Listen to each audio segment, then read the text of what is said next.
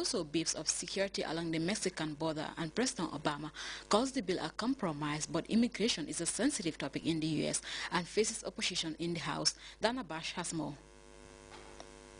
Called immigration reform a pipe dream. Another said the Senate bill is dead on arrival. Now, supporters in the Senate were hoping that this big bipartisan vote would give the issue momentum going into the Republican-led House, but that's hardly what we're hearing.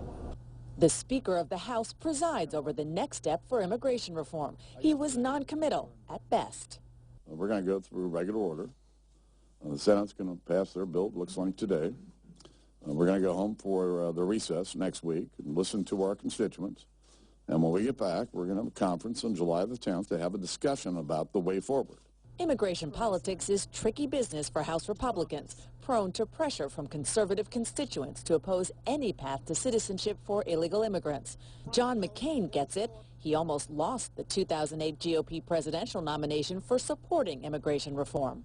To our friends in the House, we ask for your consideration, and we stand ready to sit down and negotiate with you. Supporter Marco Rubio may be a future White House Republican hopeful. I support this reform, not just because I believe in immigrants, but because I believe in America even more.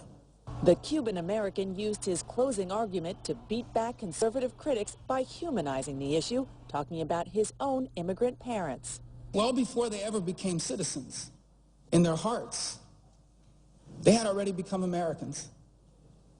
It reminds us sometimes that we focus so much on how immigrants could change America that we forget that America has always changed immigrants even more.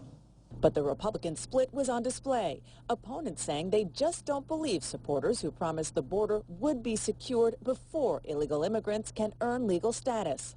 We need a bill that puts security before legalization, not the other way around. Despite the divide, senators agreed the vote was a big moment. They took the rare step of voting formally from their desks. Mr. Donnelly. Aye. And the vice president presided. The yeas on this bill are 68, the nays are 32.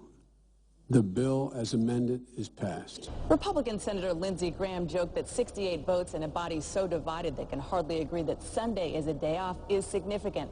On a more serious note, he also said he hopes this will put an end to the GOP known as the party of self-deportation, because that is something that Mitt Romney said in the last election. Many Republicans think it really hurt the party. And that is why 14 Republican senators joined all Democrats in voting yes on immigration reform in the hopes that they can lure Latino voters back to the Republican Party. And before we end this edition of the news, a reminder of our headlines. Deputies have approved a motion on the ratification of the revised Africa Civil Aviation Commission. Officials of the National Disaster Management Agency have deployed heavy machinery to clear 3 dump sites in Barra. Authorities in the U.S. have opened investigations into possible leaks of classified information linked to President Barack Obama's former top military advisor. And the U.S. Senate made a bill which has the potential to create a path to U.S. citizenship for millions of undocumented residents. That brings us to 11 news. Thanks for joining us. Stay tuned and enjoy GRTS.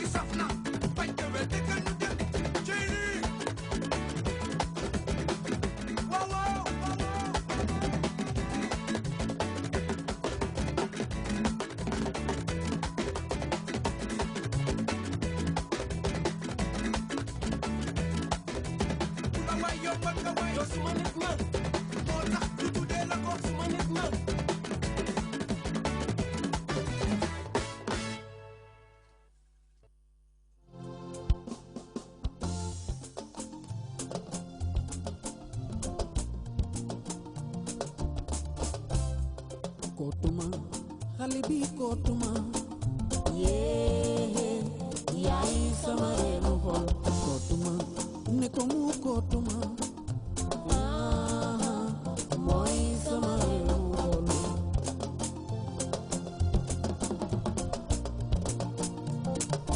Lai la lau kotuko, halibi songuko, yeah, bulko yirum songuko. Kotuko ilele bulko yirum no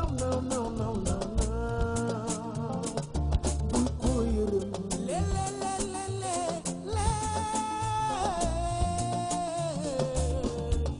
mbagel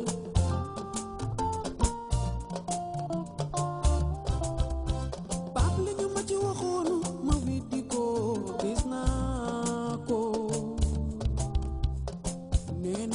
sula dale doo gis lu dul moom waaye man suma dale damay feebar ci mbëggeel léeg-léeg dang ci jooy léeg-léeg nga ci reetaan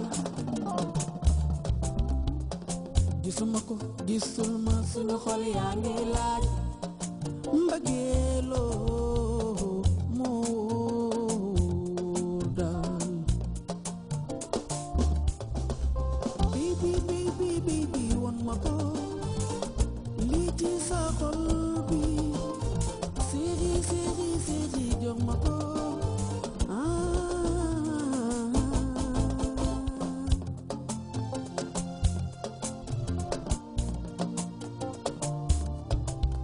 Why did she keep me waiting for so long, Papa Juve?